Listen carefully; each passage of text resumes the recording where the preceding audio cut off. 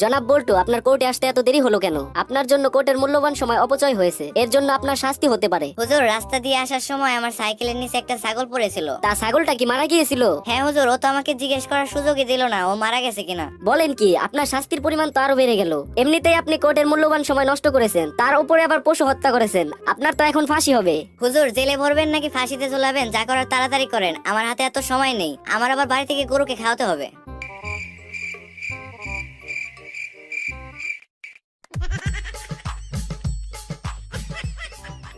ধর্মিয়া, এটা কি মোবাইল দিছেন? দেওয়ার আগে তো বলছিলেন সারা জীবনেও নষ্ট হবে না। 2 মাসও তো ব্যবহার করতে পারলাম না, এর মধ্যে নষ্ট হয়ে গেল। সারা জীবনের গ্যারান্টি দিয়েছিলাম তো ঠিকই, কিন্তু তখন আপনাকে দেখে মনে হয়েছিল আপনি বেশি দিন টিকবেন না।